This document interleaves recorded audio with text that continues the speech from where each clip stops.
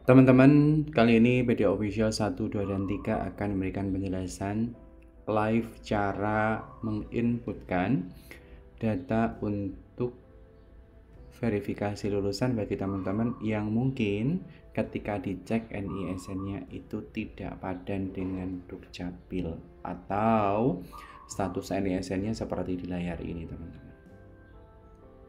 Ya, contohnya teman-teman ini sudah lulus. Kok di sini statusnya aktif, maka teman-teman silahkan melakukan verifikasi lulusan. Atau teman-teman ketika mengecek ada informasi data belum padan dengan Dukcapil, ini pun perlu dilakukan verifikasi lulusan. Perlu diingat oleh teman-teman, verifikasi peserta didik lulusan ini dilakukan oleh lulusan SMA sederajat ya, yang mungkin nanti akan mengikuti seleksi SNBT atau UTBK atau KIP kuliah, itu silakan dipastikan data SMA-nya benar, begitu ya. Atau mungkin teman-teman punya keperluan lain, silahkan disesuaikan saja. Yang pasti video ini saya dedikasikan untuk teman-teman lulusan SMA yang sudah lulus ya. Verifikasi lulusan itu yang sudah lulus. Gimana caranya? Yang pertama, teman-teman harus siapkan berkas. Berkasnya apa saja? Berkasnya ada KTP, ada KK, ada ijazah SMA, ada ijazah SMP. Kalau sudah disiapkan berkasnya, setelah itu silahkan berkas ijazah SMP sama ijazah SMA itu disimpan dalam file PDF karena nanti akan diupload, gitu ya. Oke. Kalau sudah punya berkasnya, yang pertama silahkan masuk saja di Google Chrome, tuliskan verifikasi lulusan atau yang disingkat dengan Verval lulusan. Kalau sudah, nanti silahkan pilih yang pddata.kemdikbud yang ini.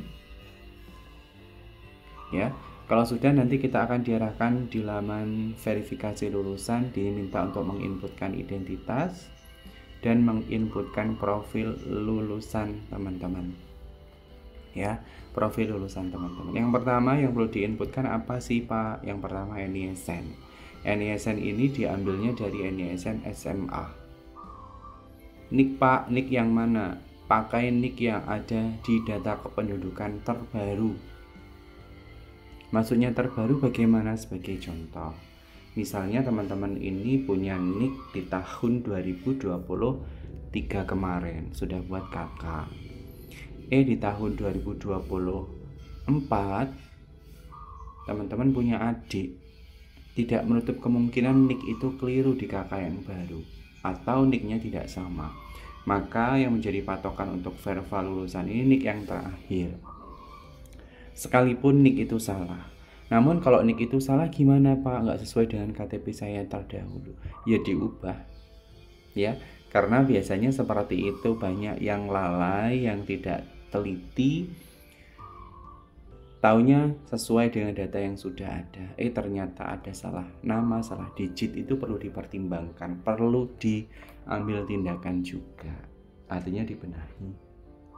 Intinya nik ini nik yang sesuai dengan data Dukcapil. Terus tuliskan nama ini sesuai yang ada di ijazah, tempat lahir sesuai di ijazah, tanggal lahir sesuai dengan di ijazah.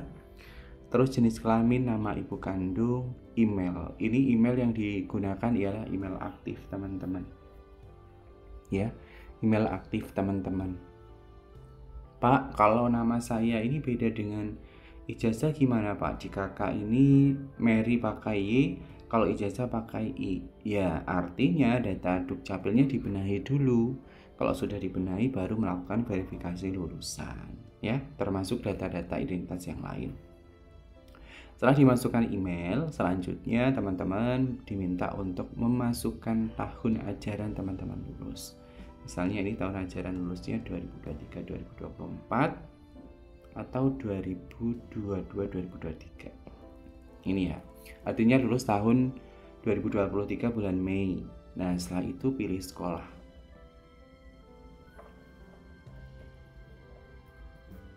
Paling enak tuh pakai NPSN, cepat teman-teman. Pilih peminatan.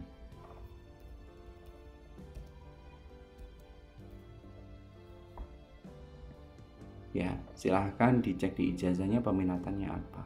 Nah, setelah itu tadi kenapa saya sampaikan menyiapkan ijazah ini kira-kira yang depan saja atau yang belakang juga, Pak? Ini saya berikan gambaran.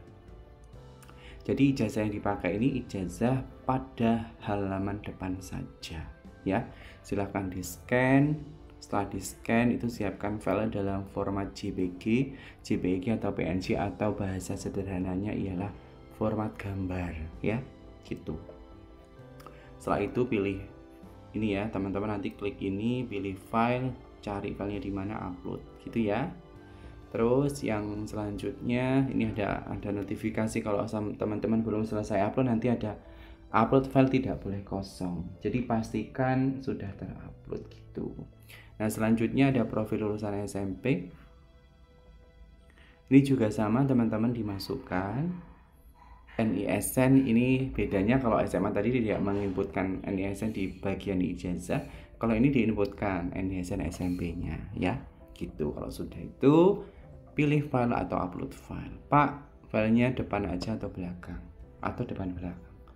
Saya tegaskan kembali, hanya bagian depan saja. Gitu ya, ukuran filenya itu 1 MB, tidak boleh lebih dari 1 MB. Dan format filenya JPG, PNG, gitu teman-teman. Kalau sudah nanti silahkan klik ajukan. Tinggal ditunggu saja. Pak, kalau sudah saya ajukan, ini gimana? Ada kemungkinan gagalnya nggak, Pak? Ada. Kalau teman-teman mengajukannya tidak di hari kerja.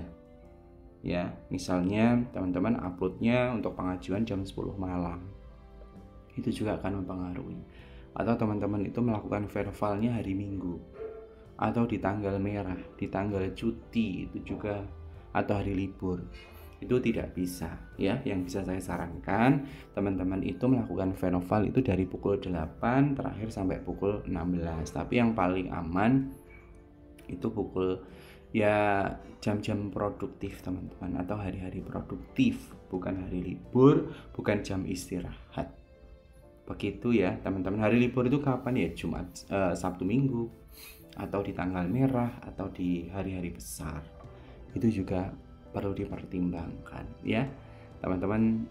Silahkan lakukan dari sekarang, karena tidak menutup kemungkinan nanti kalau pendaftaran SNPMB-nya sudah dibuka, biasanya verbal lulusan ini susah diakses dan lama menunggu approval atau persetujuan ini juga lumayan.